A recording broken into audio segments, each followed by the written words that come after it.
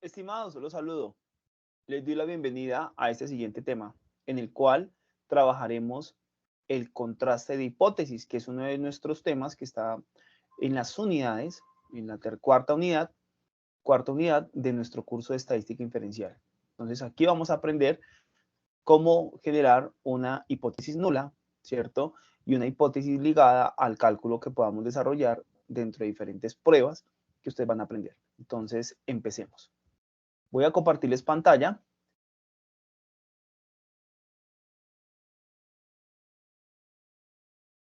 Y voy a apagar mi cámara para que no se vaya a pixelar la imagen o la pantalla compartida como tal. En ese orden de ideas, entonces, voy a mostrarles acá la parte teórica. Vamos a dar una prueba acá teórica de lo que es la prueba de hipótesis el contraste de hipótesis y cómo se soluciona la condición alternativa y la condición nula dentro de nuestra hipótesis. Entonces, en ese orden de ideas, déjenme mirar algo acá.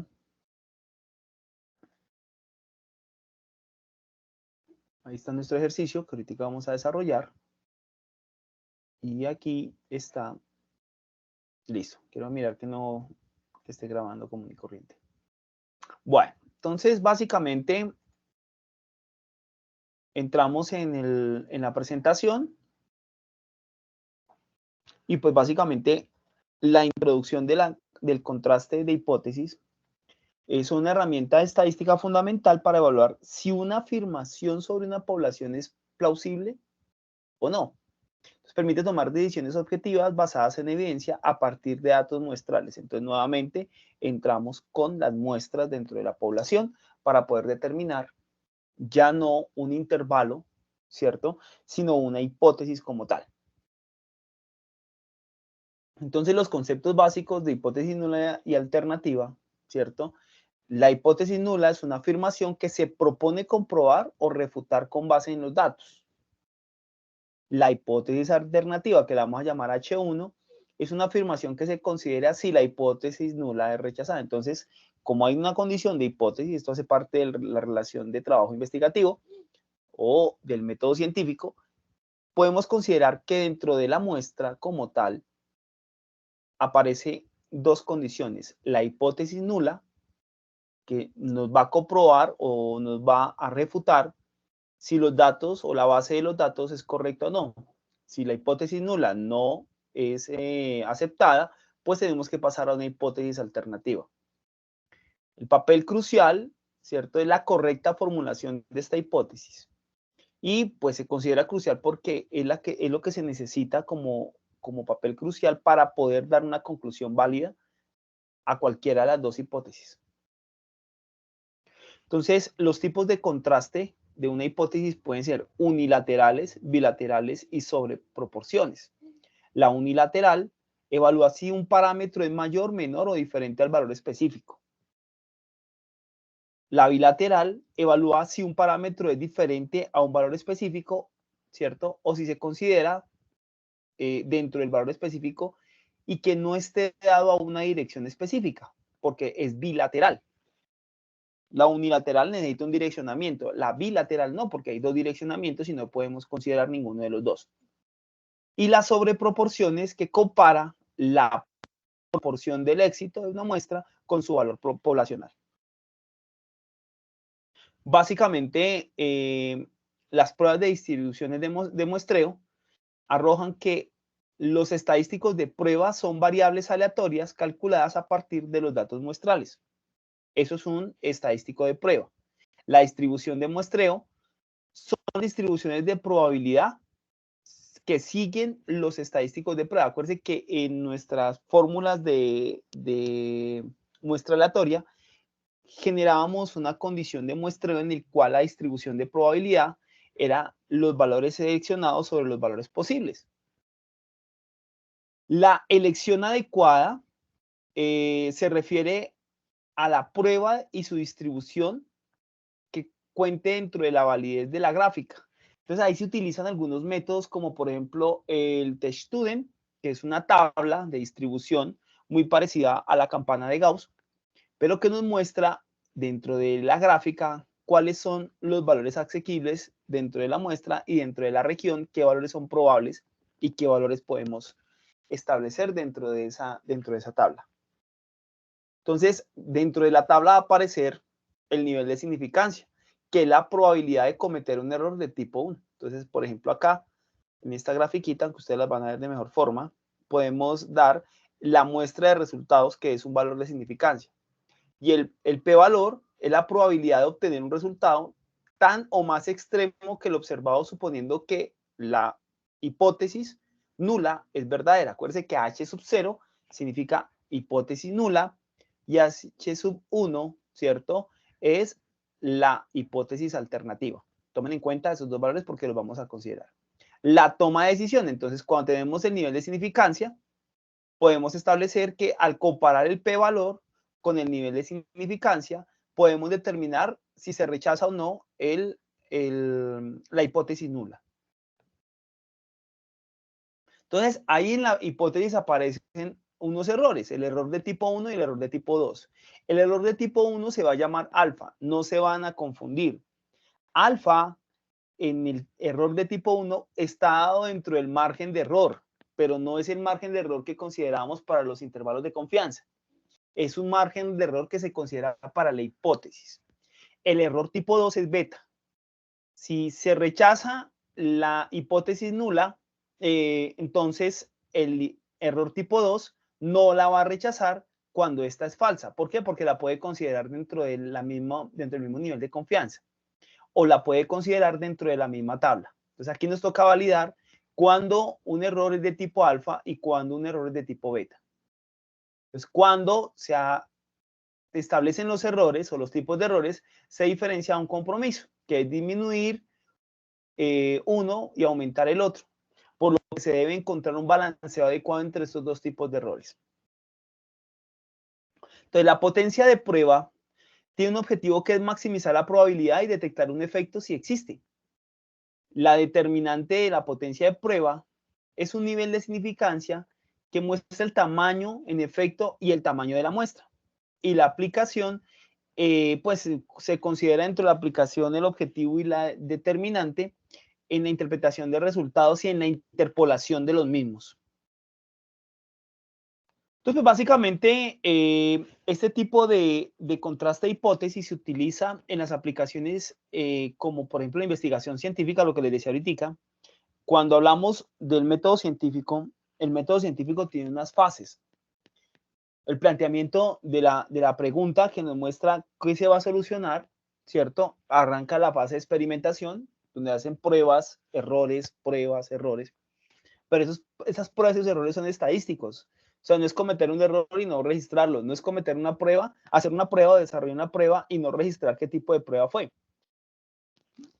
Todos los elementos son estadísticos en todas las ciencias. En toda la investigación científica se debe validar las pruebas y los modelos a través de los datos. Y esos datos se consideran dentro de las hipótesis que se puedan plantear. Para poder plantear una hipótesis debe haber un estudio estadístico. Debe existir un contraste de hipótesis. Y el contraste de hipótesis se debe calcular a partir de los datos estadísticos y las muestras que tenemos. La toma de decisiones se evalúa si hay suficiente evidencia para adoptar una política de acción. El control de la calidad, volvemos nuevamente a lo mismo. Cuando se habla de calidad, por ejemplo, en los proyectos, se coloca tres partes fundamentales del proyecto, que es costo, alcance y tiempo. Y pues el control de la calidad es comprobar si un proceso productivo cumple con los estándares o no. Al cumplir con los estándares, pues podemos considerar que se está efectuando el proceso de calidad. Por ejemplo, en el marketing y en la publicidad puede determinar si una campaña tuvo el impacto deseado o no, o si podemos pronosticar dentro de la hipótesis que la campaña va a tener el impacto que inicialmente se dio. Si la hipótesis arroja, ya sea nula o sea alternativa, arroja que sí es probable poder aplicar, por ejemplo, en el caso de la publicidad, poder aplicar una campaña, pues esta se define como un valor de éxito.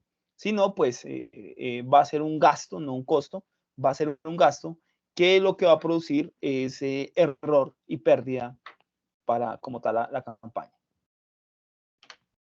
Y pues bien, hay dos ejercicios que son ejercicios ya un poco más desarrollados, más de mayor dificultad, en donde vamos a determinar, ¿cierto? O vamos a aplicar las pruebas de hipótesis o el contraste de hipótesis. Entonces dice que en un hospital se determinó que el promedio de colesterol en la sangre no se ajusta al estándar establecido, ¿cierto? De 180 miligramos por decilitro. Para comprobarlo, seleccionamos aleatoriamente 15 individuos obteniendo las determinaciones siguientes. Fíjense que aquí estamos haciendo una aplicación de la prueba de hipótesis al método científico. Apoyan estos datos mostrar la sospecha del centro hospitalario, considera un nivel de significación del 5%. Entonces, nos dicen que tomemos en cuenta que el significado va a estar dado por el 5%. Y pues vamos a mirar si estos datos sí son apoyados dentro de la sospecha del centro hospitalario o de lo que se cree como hipótesis que dan. El segundo dice que se estudiaron 40 muestras de aceite crudo de determinado proveedor con el fin de detectar la presencia de níquel mediante una prueba que nunca da un resultado erróneo. Si en 5 de dichas muestras se observó la presencia de níquel, podemos creer al proveedor cuando asegura que a lo sumo un 8% de la muestra contiene níquel. Entonces se considera un nivel de significancia del 5%. Tenemos un límite tanto en este ejercicio como en este ejercicio que es del 5%. Y pues vamos a proceder a su desarrollo. Vamos a copiarlo por acá y lo llevamos a una plantilla de Canva.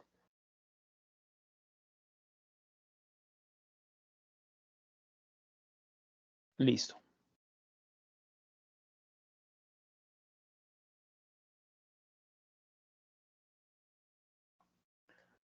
Entonces, dentro de ese ejercicio, tenemos que mirar algo que se llama contraste de hipótesis. El contraste nos define lo siguiente. Vamos a darle acá. Contraste de hipótesis.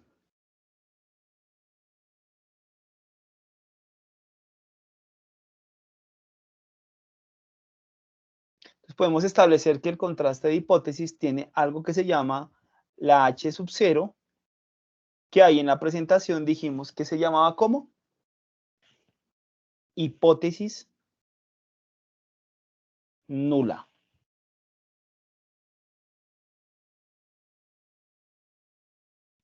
Y aparece la H sub 1, que se llama hipótesis alternativa.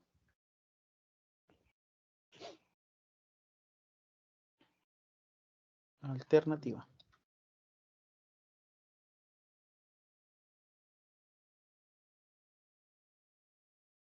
¿Listo?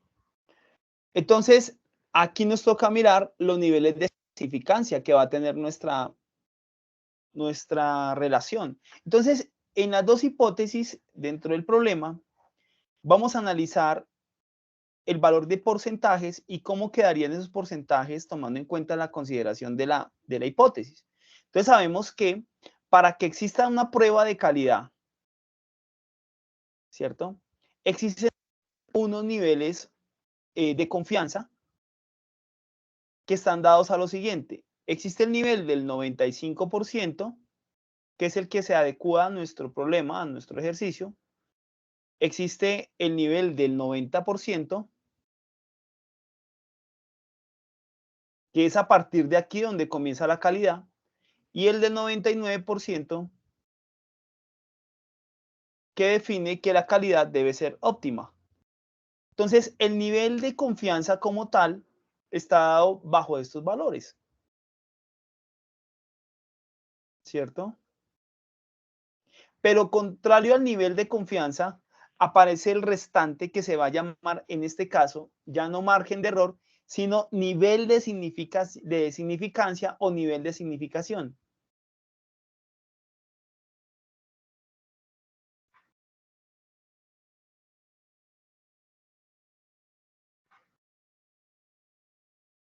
Y ese nivel será entonces el restante para llegar al 100%. Del 95 sería el 5%, de 90 el 10, y un valor más óptimo sería con un margen de error del 1%. Esto sería entonces el nivel de significancia. Y aquí se va a llamar como, yo les dije, no se van a confundir, no es el margen de error, es nivel de significancia. Se va a llamar alfa. Entonces, básicamente, tendríamos que analizar, pues, los tipos de contraste que vamos a desarrollar acá.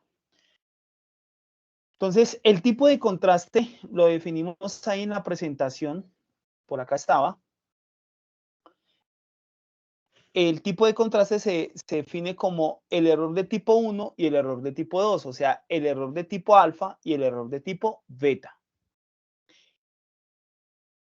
Aquí entonces vamos a considerar que el tipo de confianza, cambiemos de color, que el tipo de confianza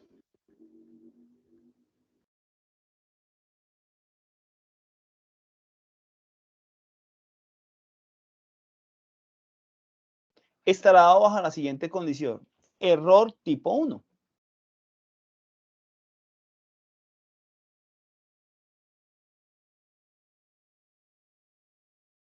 Y el error tipo 1, ¿cierto? Se define como mu. Vamos a definir como mu 1. Y lo que nos va a decir es que ese error de tipo 1 lo podemos determinar si el criterio de probabilidad, ¿cierto? Criterio de probabilidad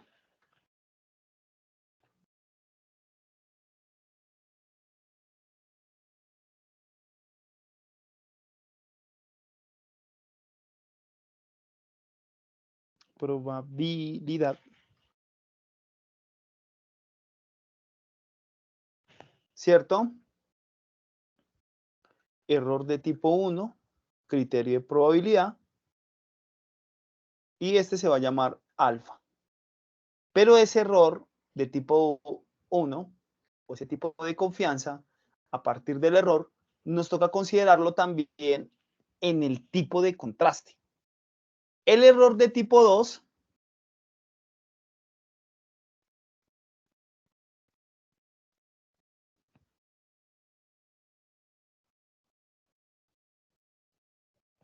le vamos a llamar mu tipo 2, ¿cierto? Y está determinado como un valor que está de acuerdo a la fase de probabilidad. O sea, no tiene una única dirección como el alfa, es bidireccional, ¿cierto? Entonces, como tal, sí existe más criterios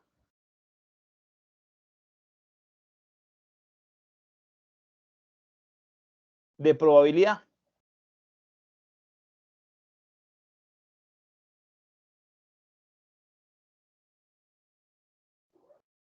Si existen más criterios de probabilidad, entonces, en este caso, tendríamos el error de tipo 2 va a ser igual a beta.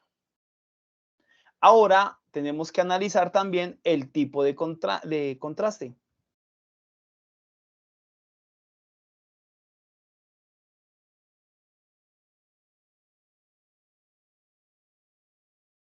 Estamos parametrizando el ejercicio.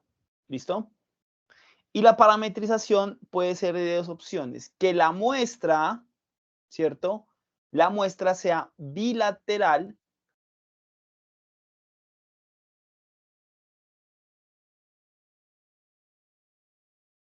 ¿cierto?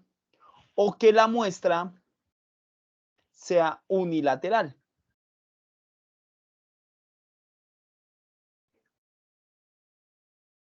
Si es unilateral, puede irse un camino u otro camino. El camino es donde es mayor a la muestra o donde el camino es menor a la muestra. En cambio, en la bilateral puede tener los dos. Aquí solamente selecciona uno solo. ¿Listos?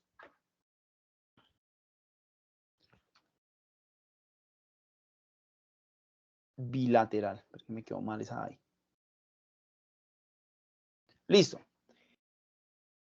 Entonces ya tenemos los tipos de errores, los tipos de confianza, el error tipo 1, tipo 2 y el tipo de contraste que puede ser bilateral, ¿cierto? El bilateral pues va a tomar un solo camino, vamos a llamarle camino T. O unilateral donde solamente selecciona un camino que sea mayor o menor a la muestra como tal. Entonces aquí nos toca hablar, nos toca determinar que la muestra como tal la vamos a desarrollar con la parte potencial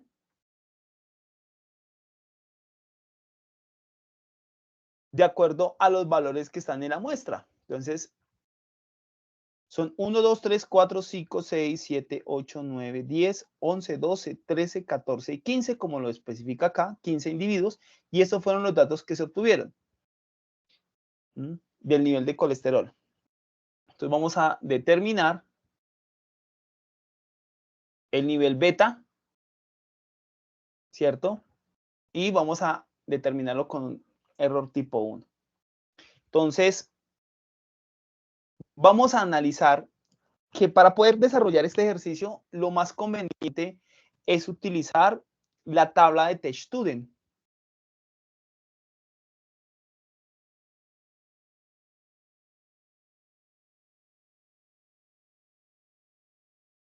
La tabla de TestStudent es una tabla que nos va a arrojar o nos va a mostrar a partir de la gráfica las regiones, ¿cierto? Las regiones de aceptación, las regiones de revelo o de rebaja y la función de decisión, ¿sí? Entonces, la región de aceptación es donde se va a encontrar, podríamos mirar acá una tabla TestStudent de TestStudent para no desarrollarla. Y la tabla de TestStudent simplemente nos determinan el margen o el rango donde vamos a encontrar los grados de libertad y pues los valores posibles dentro de nuestra muestra. Entonces me parece conveniente, vamos a utilizar una que sea una imagen. Vamos a utilizar esta. No, esta no me sirve. Espérenme un momento.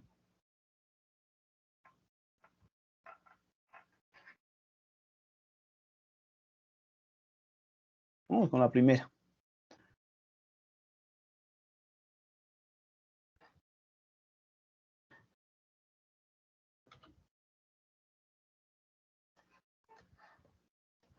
Y pues aquí tenemos una tabla TestStudent.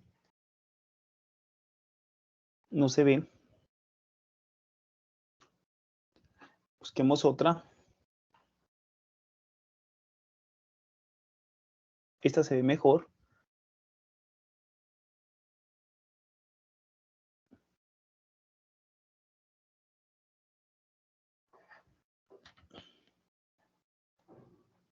Sí, parece que esta se ve mejor.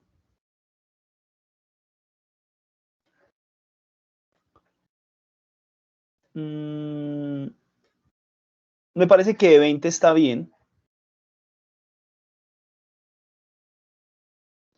Vamos a hacer algo acá.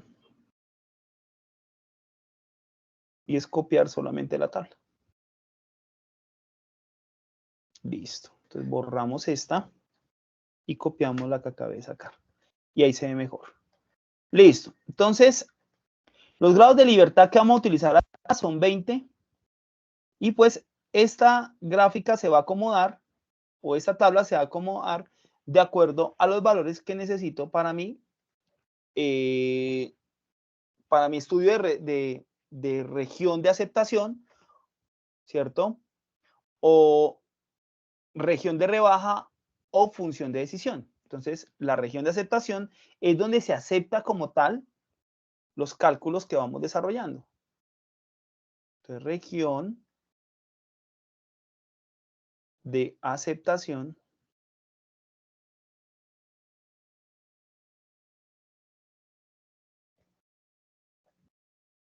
La región R, que va a ser la región de revelo, región de rechazo.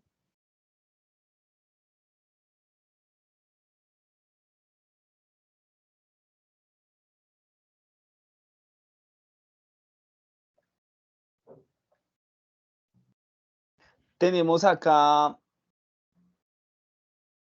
la función de decisión, vamos a llamarla FD.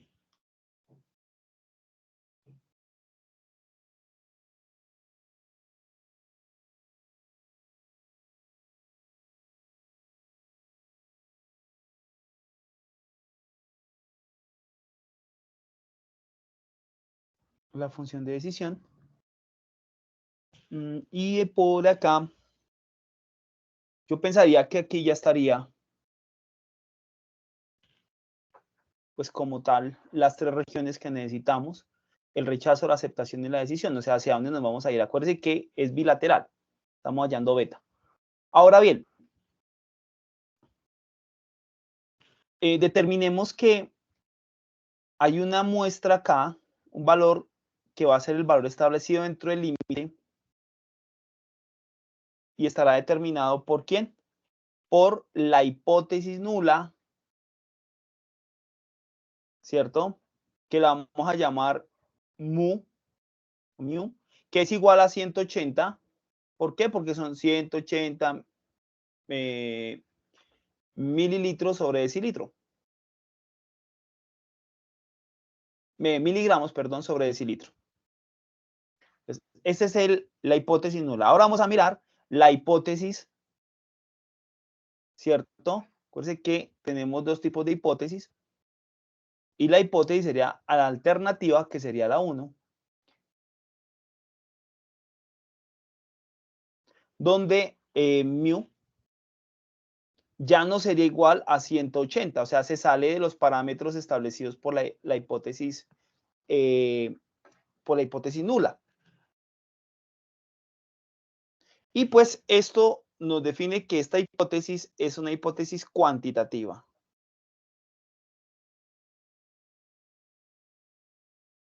Cuantitativa. Listo. Entonces, pues básicamente el contraste que vamos a medir es un contraste bilateral.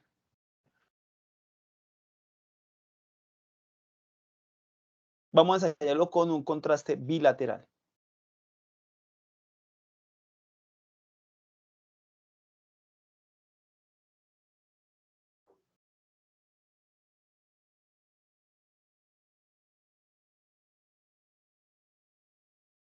Contraste bilateral. Listo. Como tenemos un contraste bilateral, tenemos que seleccionar los datos establecidos. Entonces, para poder determinar la muestra, ¿qué debemos hacer? Considerar que la muestra está basada en 1 sobre la muestra total con el valor muestral a partir de igual a 1. Entonces vamos a mirar cómo se ajustaría esa muestra alternativa. Nos dice que son 15 individuos, pero hay un 5% de aceptación, un 5% dentro de ese valor bilateral. Como es una sumatoria, yo podría determinar que el valor de esa muestra está como 180, que es el valor de la parte muestral más, ¿cierto? El 5%.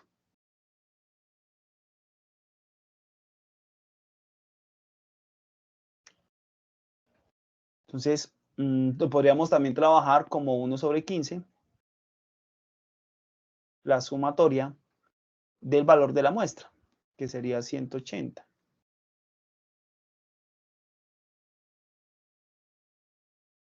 O por el valor de la muestra.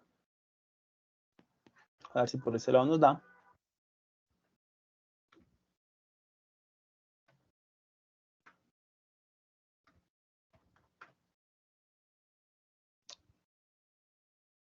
Por el valor de la muestra, pero yo preferiría dejarlo con el 5%, pero ese valor tiene que ser muestral.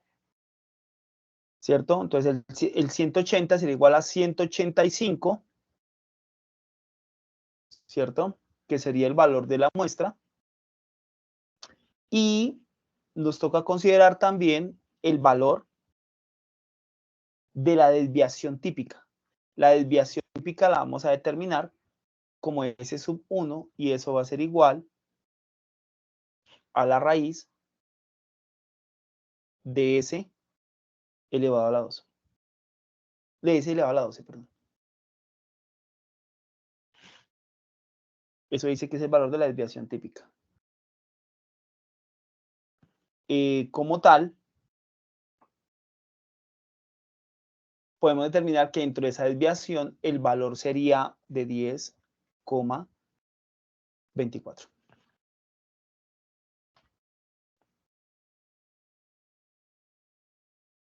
Y ahí estaría.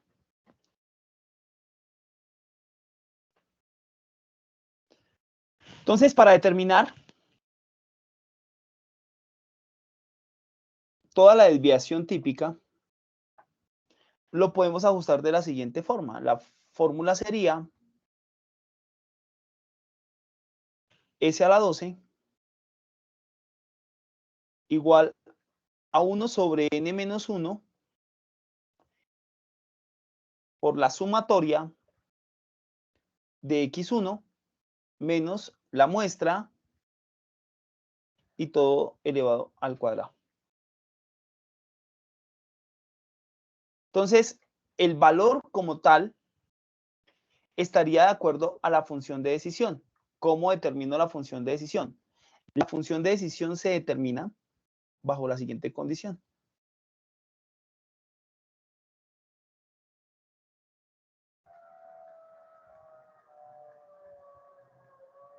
Entonces, la función de decisión nos determinará también la estadística de contraste.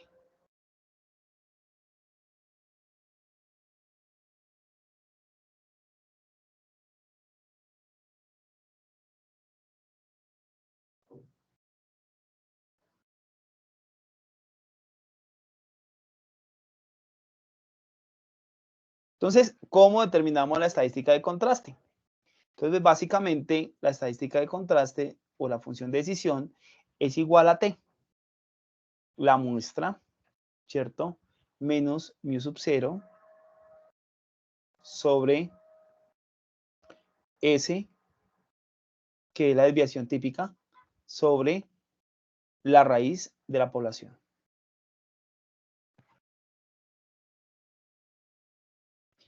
Pues esa condición sería igual a 185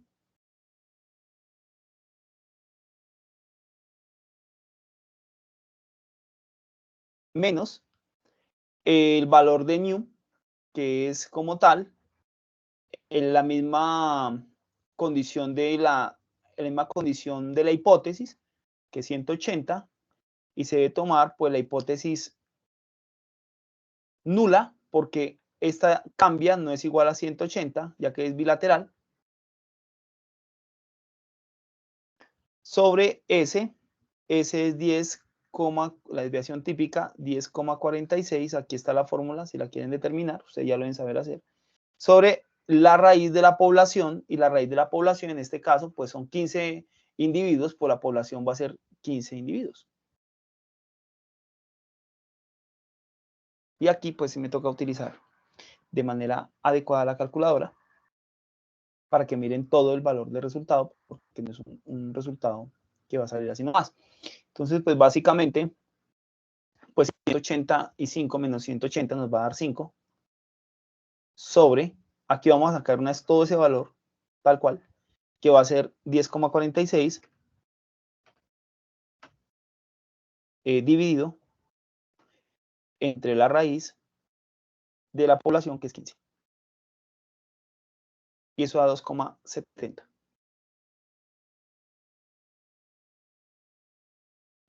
Y pues el resultado daría 5 dividido entre 2,70. Y eso va a dar 1,85. 1,85.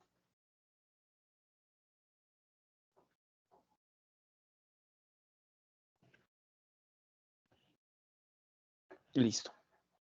Entonces, traemos nuestra tabla, la necesitamos.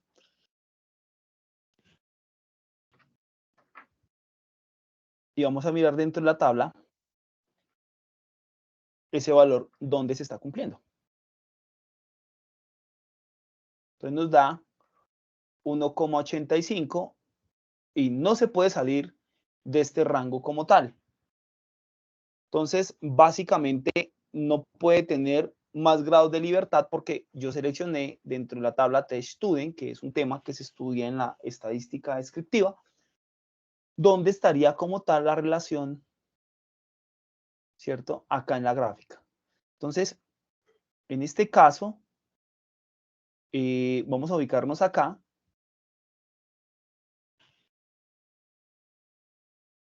En el 0,5 al 5%, miren que aquí la iba a ubicar, no me deja, me toca ir acá y estaría ubicado entre 0,81 y 0, perdón, acá está, 1,85.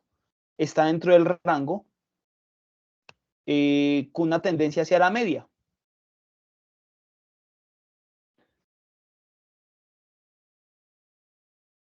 Con una tendencia hacia la media, entonces estaría acá, muy grueso. Cambiémosle. Ahí me parece bien. Ahora sí, estaría acá y cumple con la condición del 0,5, que sería en este caso nuestro valor del 5%, pues dividido entre 100, nos da 0,05. Es un valor porcentual. Aquí a veces aparece 25%, perdón, aparece 0,25, un cuarto aparece un 0,1, aparece el porcentaje como tal, todo multiplicado esto por 100, pero aquí coincide con la relación que nosotros estamos desarrollando. O sea que el ejercicio hasta el momento está bien. Está en 1,85, que fue el valor que nos está dando acá. Pues sí, cumple con la condición de función. Entonces, la función de decisión, que es t,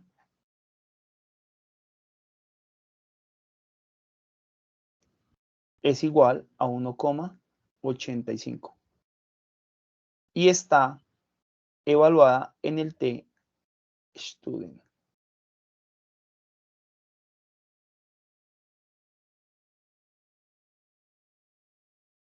Ahora, ¿qué más nos está pidiendo el ejercicio? Entonces, como dijimos que era una condición bilateral, alfa estaría al 5%.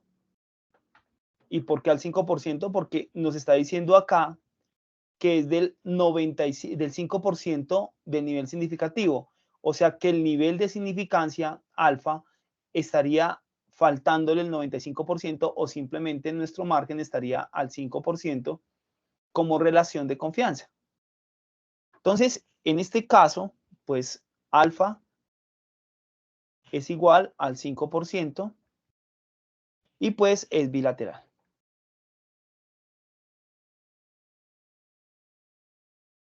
O sea, está dentro de la gráfica en los parámetros que nosotros inicialmente montamos o desarrollamos en nuestras dos hipótesis. Ahora bien, como tal, al estar en el 5%, el valor se debe colocar porcentual. O sea, 5% dividido entre 100. Y eso nos va a dar un total del 0,05, que es la muestra que aparece ahí en la tabla. Y sabemos entonces que para poder determinar la relación de confianza de nuestra hipótesis, el valor de significancia debe estar dividido entre 2. Y pues si yo divido 0,5 dividido entre 2, eso me va a dar 0,25.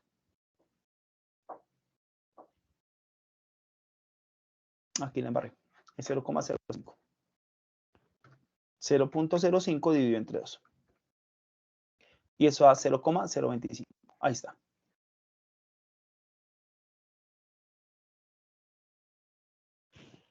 Traemos la curva de Gauss.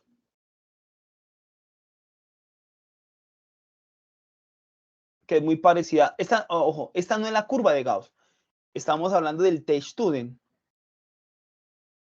Pero pues es muy parecida a la relación que estamos considerando acá dentro de nuestros parámetros. Tiene medida, no me sirve, ni una que esté totalmente limpia.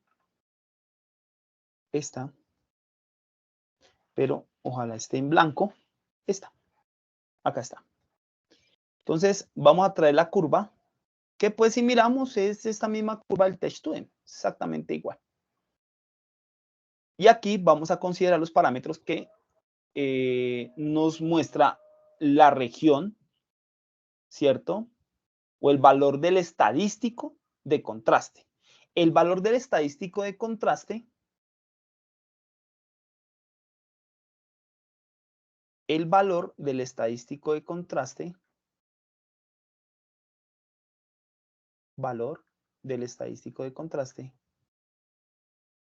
tiene que ver con la relación que hay acá. El 0,25, ¿cierto? Va a estar determinado en esta región y en esta región. Si miramos dentro del intervalo como tal, al ser bilateral, corresponde a desarrollar las dos condiciones de ese 0,25. Aquí está la primera región, aquí estaría la segunda región. Este margen no lo podemos tocar porque es el margen de error. O en este caso, la región de error, que por acá la coloqué. O región de rechazo también.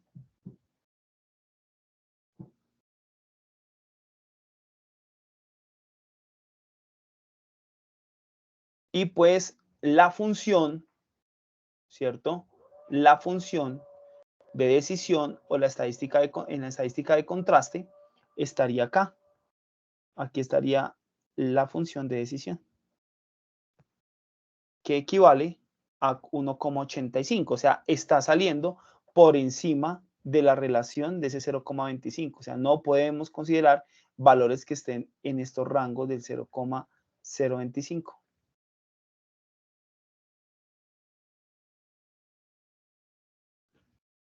Entonces, cuando dicen que si acepta la hipótesis 1, entonces, claro que aceptamos la hipótesis 1, porque además de que la hipótesis nula no se altera al 180 o no altera los 180 miligramos sobre decilitro. Entonces, no está saliendo de ese valor. Si hubiera sido más pequeño, ¿cierto? Sí estaríamos buscando, o sea, tendríamos que buscar acá la otra hipótesis. ¿Listo? Entonces, básicamente aquí queda como nivel de aceptación. Y es aprobado. ¿Listo? Entonces, básicamente así se trabajan las pruebas de hipótesis dentro de una relación de decisión que podamos determinar dentro de ya parámetros asociados. Este tema lo voy a repasar en un video posterior para que ustedes puedan determinar los diferentes elementos estadísticos como la t-student, el valor aproximado, el valor de la gráfica de campana, cómo lo determina, que son valores muy parecidos, y que podamos hacer un repaso sobre los conceptos de estadística descriptiva. Entonces, básicamente, muchachos, eso sería como tal la clase de estadística inferencial que contiene los contrastes de hipótesis. Entonces, pues, les agradezco que por favor miren nuevamente este video, repasen, tomen nota y pues investiguen también o busquen su propio conocimiento a partir de este tipo de videos. Que estén bien.